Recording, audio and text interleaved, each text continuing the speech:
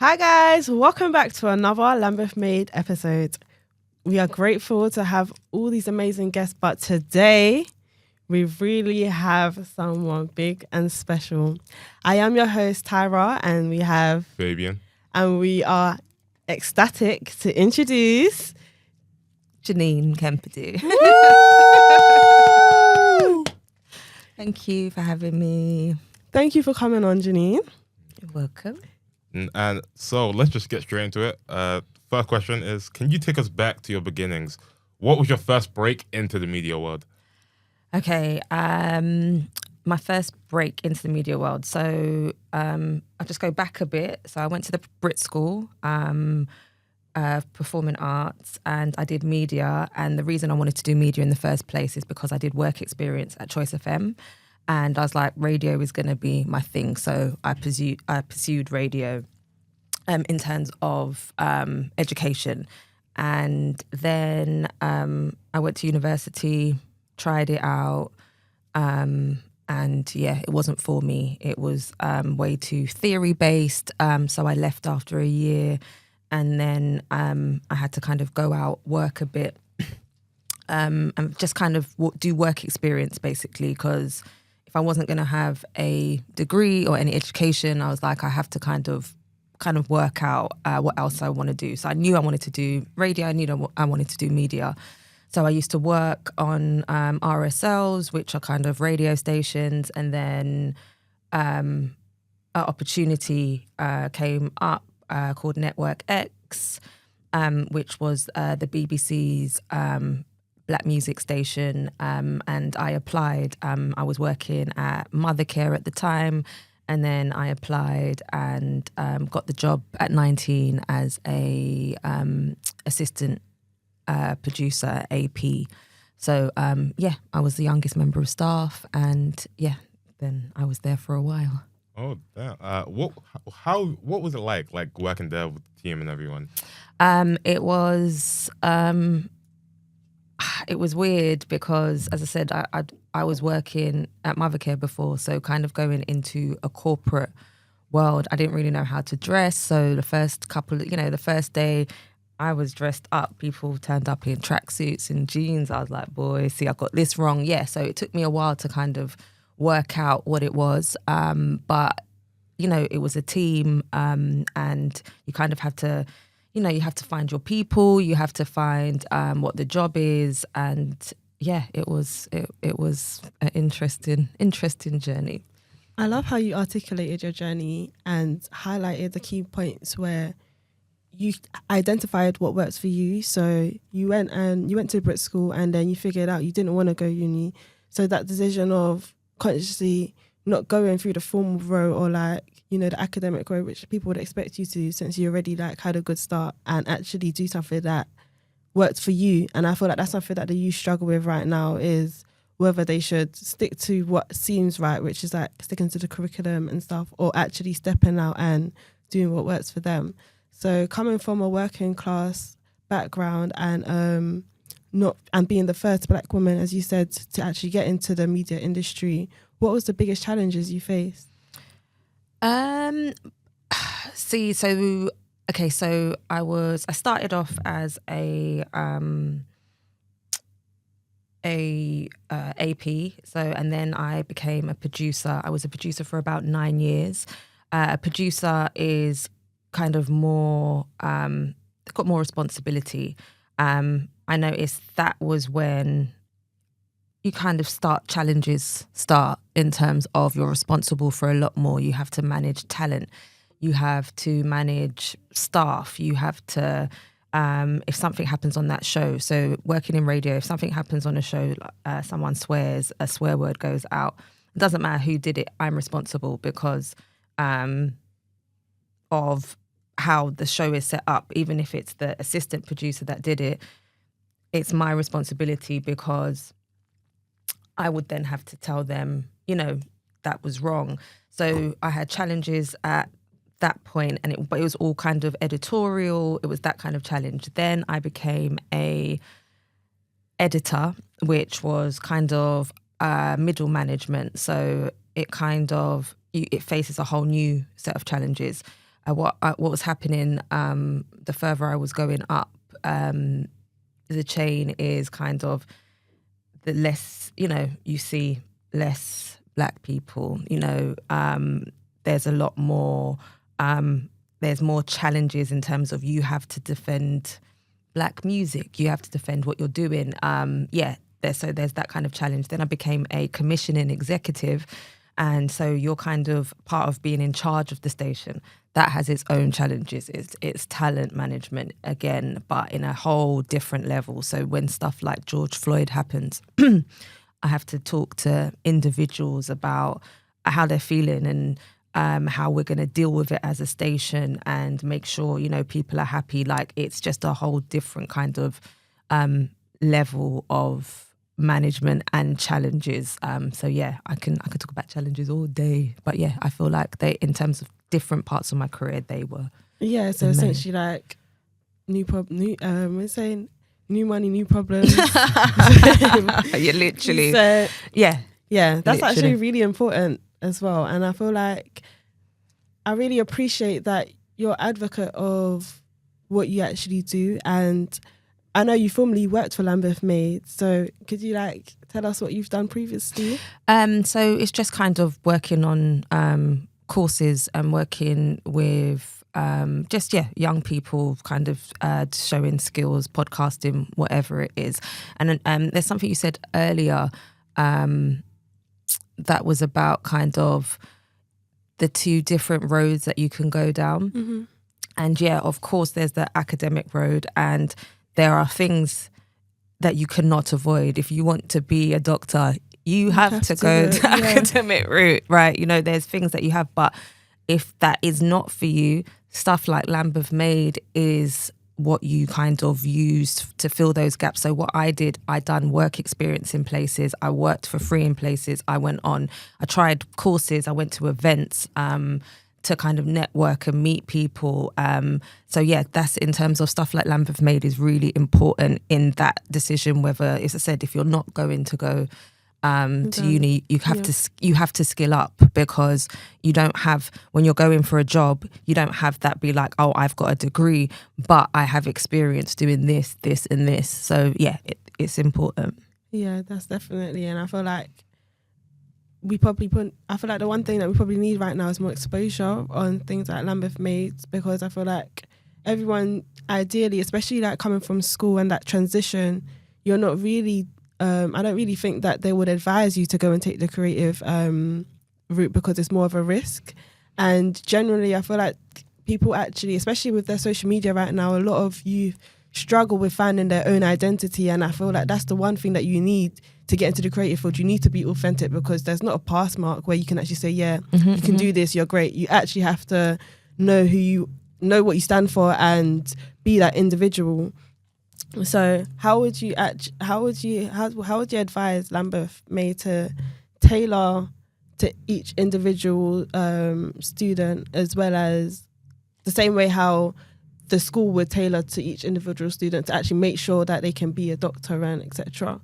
In terms of support, you just need variety, right? So even kind of what Orange Bow does well, it's the variety. So when people think about podcasting, people think, okay, you're doing what we're doing right now. It's people talking. There's a lot more to it, right? There's the cameramen, there's people that edit, there's going to be social media behind it. It's all those things. So it's just being able, someone like Lambeth Made, to be able to provide all of those different skills, because everything, you need a team for everything, right? 100%. Do you see what I mean? You need a team for everything. So skilling up so different people can become strong team members I think is the best way. So I say variety. Over the last 20 years, what has changed in the industry when it comes to diversity and talent? Okay. So when One Extra started, it was, I said, One Extra must be like 23 years ago. It was, I said, there was only kind of Choice FM, Pirates, and the BBC obviously had a big influx of black staff because of the station. And so I was somewhere where there was a lot of black staff, but the rest of the BBC didn't reflect that. But over the years, as I said, I've seen more people, more departments, but it's not even that, it's the growth of the industry. So we've seen blogs, blogs start. We've seen big brands open or start black music stations. So in terms of even the charts, if we think about when I started One Extra, the only black music that was in the charts was Usher, Beyonce, and in the 10 years now, UK acts dominate the charts. So in terms of, so if we think about it's grown as an industry, but and talent, do you see what I mean? Because the opportunity, and obviously people have seen, black music can make you a lot of money. So the labels got behind it. Everything kind of got behind it. So they're all the kind of main changes. But in terms of corporate changes, yes, more people are employing more diverse people, and that's not just race, but they're not retaining them.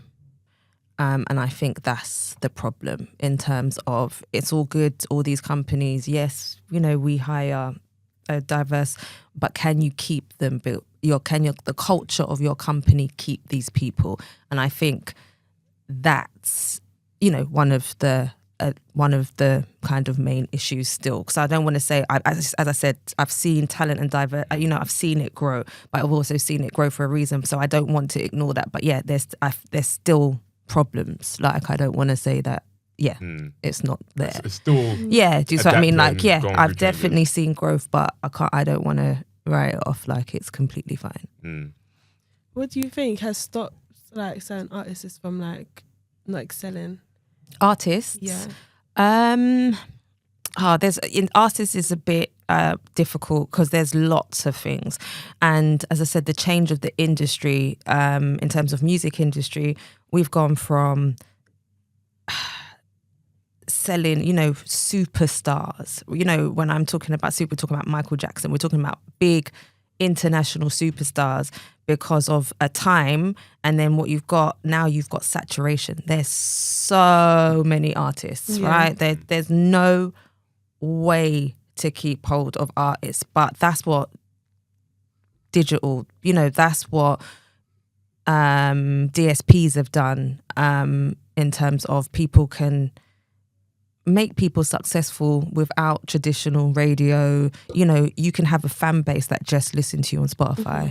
Do you see what I mean? So it's really hard because, as I said, I've seen artists be really successful, and a lot of them are successful because of who they are and how they act. Don't get me wrong, in terms of, I've worked, we've had artists that, they're just not very nice, and you can see they're not really around anymore because you need a full package. You can't just be great. You need to be able to be good at interviews. People need to like you. Like, there's a lot of factors. But in terms of the positive side now is you can make yourself something if you're an artist now. You can make your own.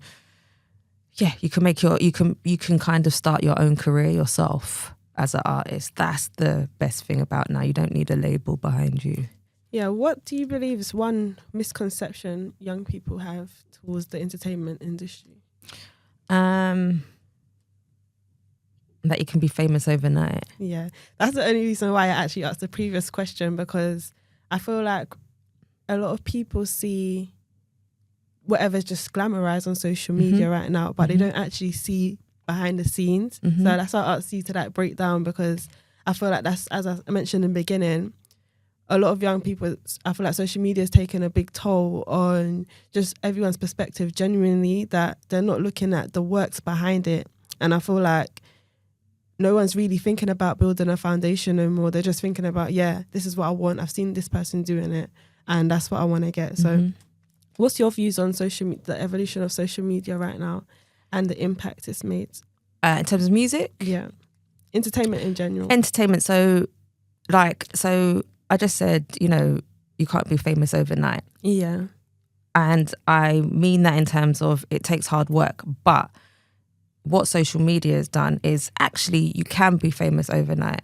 But if you are, in terms of, when I say that, I'm just talking about that viral thing. The moment, yeah. But what do you do with that moment? Yeah. Right? That's the problem. Lots of people be like, they've got no other music to back it up, right? Or something's and that's the problem. You might never get that moment again, and it's gone. There's like, if we did kind of research on it, there's going to be loads of artists that'll be like, you could sing their song, and don't get me wrong, you couldn't sing the whole of their song. Yeah. You can sing about 30 seconds of it. TikToks, Yeah. Do you know what I mean? Like, if you're out and you're trying to sing this song, you couldn't actually sing this song. So But in terms of, obviously, kind of going back to what you said, it's hard work, right? It is hard work.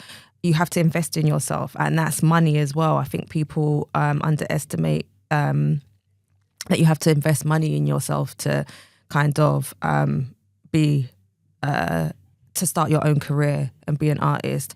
But social media, as I said, has made it great for people to promote themselves. Yeah, right? definitely. It's like that. That's the biggest thing. There's lots of negative things about social media, but in terms of being able to promote yourself as an artist and get and people to get a real insight of you, there's something. We grew up in a time of music videos. Yeah. Can't really get the essence of somebody in a music video. No. We're either listening to the record and we're watching a music video. What social media, it's made people famous, Yeah. right? You can literally be famous off a personality, but it's not overnight, right? Yeah. People are doing this for years. And then, as I said, it could be one video that gives them the break, but they've done 300 videos before that Yes. video, right? So it's consistency as well. But definitely I've seen kind of what social, because when we started One Extra, we didn't have social media, and now you have to think about it as a part of your content. We didn't think about video, so now the YouTube channel is a part of our content. Social media is a part of our content, so we don't just make content for the radio, you make it for social Instagram. media, you make your version. It's important. Yeah. Going back to how you're saying that it takes like a lot of different skills to really kind of get anywhere, would you personally say that it's more about what you know, or is it more about like the talent? Because as you said, that a lot of people can be successful based on their personality, but then you do kind of need the knowledge of, how to use these tools like social media and YouTube and stuff like that to kind of go into the right direction. Okay. It kind of depends. It depends what you want to do, right? In terms of, I made a decision quite early on. Sorry. I made a decision quite early on that I wanted to do production. So I kind of had a choice to be a presenter. Not a choice, but for when One Extra was launched, I had a demo, or I was going to apply for the job. So I didn't put the demo in, and I applied for the job.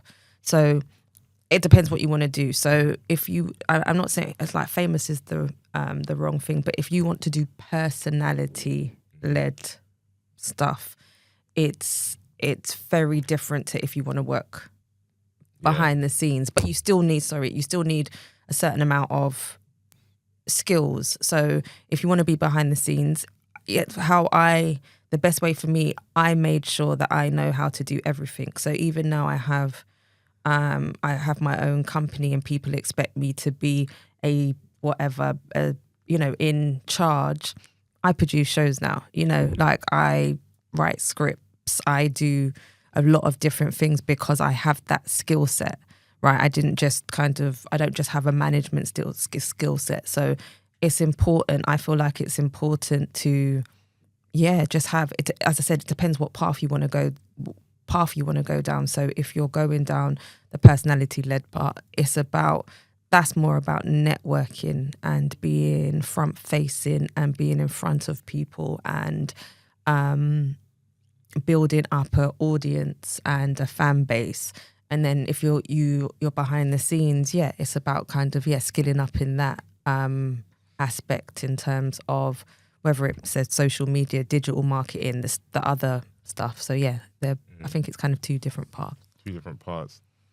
Could you tell us more about what your production company is doing to help open doors for the underrepresented voices? So my company is Silver Music Entertainment. I run it with someone else, Josh Ryan. And what our main thing for our company is that we kind of represent our staff are young, Black, and that we are a place that people feel like they can grow and learn and feel, not feel like me and Josh did sometimes being in a corporate business, but you're still doing corporate contracts, if that makes sense. So we work for the BBC. We've got BBC contracts. I'm working on Kate Ferdinand's podcast at the moment. I do media training with artists in record labels. And the main thing is that, the people that work for us are the right people. And it's like in terms of and kind of growing the business. So I think we've got there's about 6 of us at the moment, and we use lots of freelancers, but just making sure it's really important that we're using people that might not necessarily get the opportunity somewhere else. The one thing that I actually love about you, Janine, is that you were the youngest. So I feel like essentially you are the foundation that we actually needed. So all the problems that you encountered, you've basically bridged the gap to assist us so we don't face it anymore. And I feel like we are in a good position considering you was actually one of the youngest, as I mentioned, to actually experience it. So you didn't have a mentorship or the assistance that you're offering now. And I feel like that's something that we really should highlight. And I feel like that should actually drive a young person to actually feel like it's not as hard as we think. It's just about finding the right sources and networking and finding your passion and your purpose so you can actually prosper in that field. And I feel like naturally you would actually find, as you mentioned earlier, you need a team. It's not only about what you have to offer, it's also about finding people who can help you and you can help them, essentially. So what do you see for the youth in the next 5 years?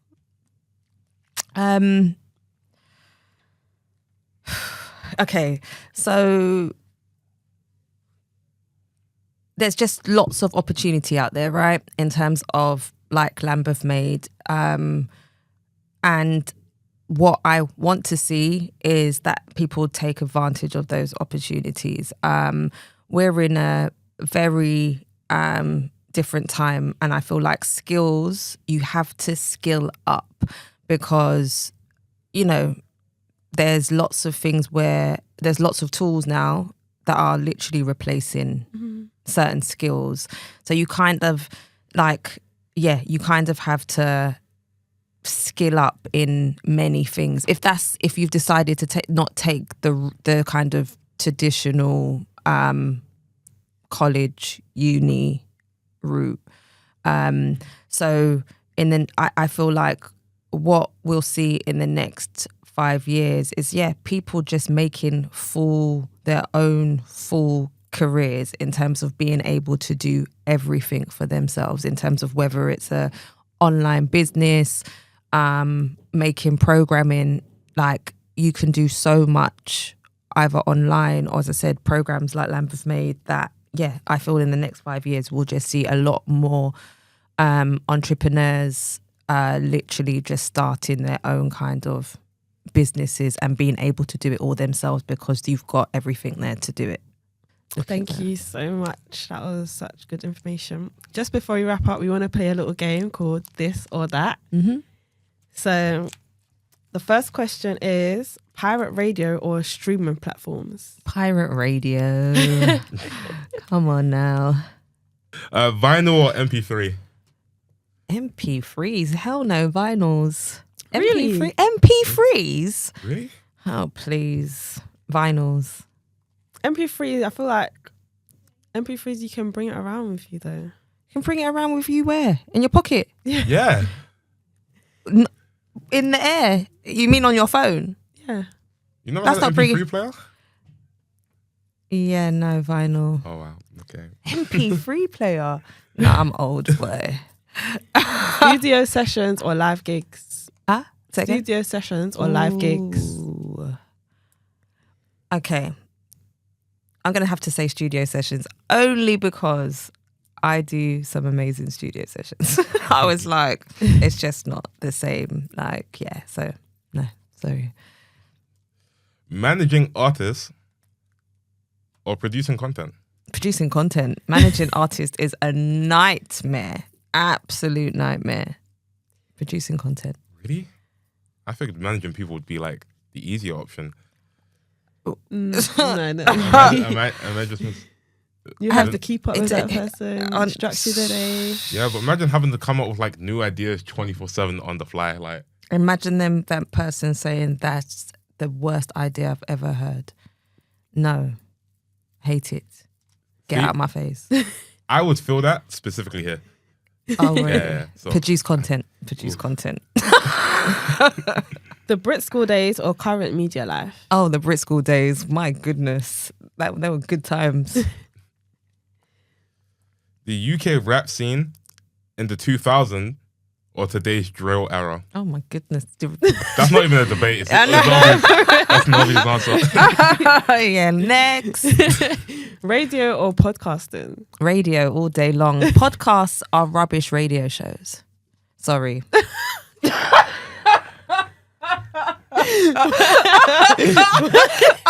Sorry. Not this one though. Well, We gotta put that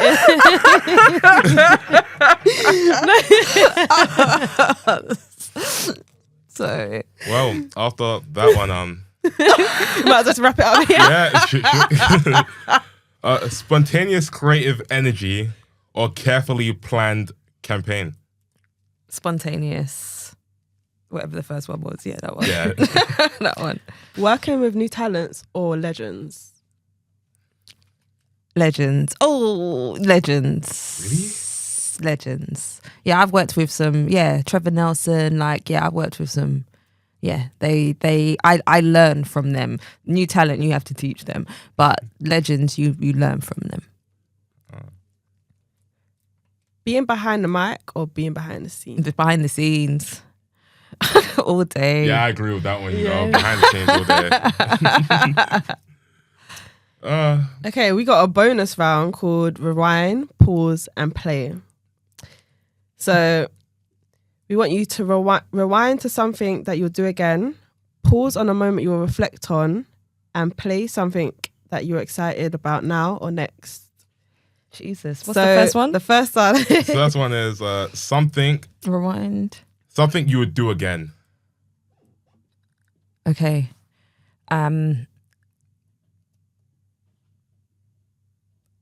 Rewind. Something I'll do again is leave university. It was never, as I said, I remember my family were like, you have to do something. Even later on in life, like years later, be like, aren't you going to go to university? Like, no, it's not. It just wasn't for me. And even the way I learn, it wasn't for me. So yeah, I would. Obviously, just leave university. Yeah, I'll do that again. What's the moment you'll reflect on? A moment I would reflect on is when I made a decision to either start a company or go as an individual freelancer. I kind of reflect on that because it's a big decision. Very different paths, very different skills, very different. So yeah, definitely a moment I reflect on if I made the right bloody decision. And something that you're excited about now, or something that's about to come up? I'm really excited about a project that I want to kind of make bigger. As I said, I do media training with artists, but I want to expand it and be more, make it kind of bigger. So it's not just media training, it's life coach support, it's nutrition support, it's fitness support, and kind of, whatever support they kind of need to kind of make them the best in their careers. Because, I feel like people, a lot of people try to make money out of musicians but don't really support The musician. the musicians. So that's what I'm excited about. Thank you so much for your time, Janine. And that is a wrap. Thank you so much for tuning in, guys. Don't forget to like, comment and subscribe. And that is another Lambeth Made episode. See you in the next one.